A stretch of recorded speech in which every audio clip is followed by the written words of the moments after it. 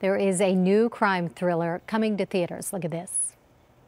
Let me ask you a question. I'm looking for a girl, a tall girl, walking around looking like Wonder Woman. No, I didn't see anybody. Please, I can't go out there. They're gonna kill me. In the movie, John Cusack is hired by a mob boss to retrieve a mysterious bag, and he gets tangled up with a mysterious woman played by Rebecca De Costa. Rebecca's here. She's going to tell us all about this new suspense thriller, and it's called The Bag Man. Welcome, Rebecca. You're the tall one that they talk about in the movie. Yes, I am, and it was so much fun. And I was lucky because John Cusack's quite tall, which I didn't know. He's like 6'4". Right, that's unusual for actors, right? You must tower over a lot of your co-stars because you're 5'11". Yes, 5'11". Yeah. So when you audition, does that affect the roles that you get probably?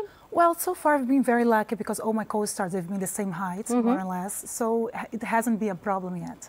And definitely with John, I was very lucky because he was just like so tall. All right, tell me about the movie. It's called The Bag Man. It's about a mob boss. Yeah, it's a movie about loyalty and trust between a hitman played by John Cusack and a crime boss played by Robert De Niro. And John's given a task, which is to collect a bag in the middle of nowhere and wait for De Niro to arrive in this motel that's almost on the edge of the universe. But the deal is he can't look inside of the bag. And my character, I play this girl called Rivka. She's from Israel. And she's staying in the same motel, and she develops a relationship with John Cusack.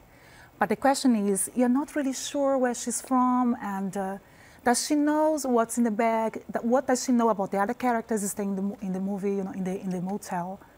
So it's a really character-driven type of movie, and I really can't wait for people to see it. And the mystery is what is in that bag, and we don't find out till the end of the movie. And you wouldn't, I was trying to get it out of you on the commercial break, you wouldn't give it up. It's true, I can't, but I promise you, you're gonna be totally shocked by what's in the bag. So tell me about, you filmed in New Orleans, is that right? Yes, we shot in New Orleans and New York. We were in New Orleans for like 2 months, and people were so warm. I'm from Brazil originally.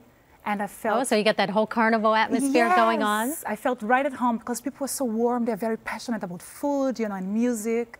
And it was just amazing. Yeah. How did you come from Brazil to the United States? I used to be a fashion model before. I was living in New York and I started taking classes. And then a friend of mine was living in LA at the time. And I came to visit her. And that's how I decided to stay and say, you know what, I love here. And I started taking classes, and that's how everything started. And you said that you play an Israeli woman in the movie. Did you have to pick up an Israeli accent? I work with an accent reduction coach, so my accent was you couldn't tell where I'm from.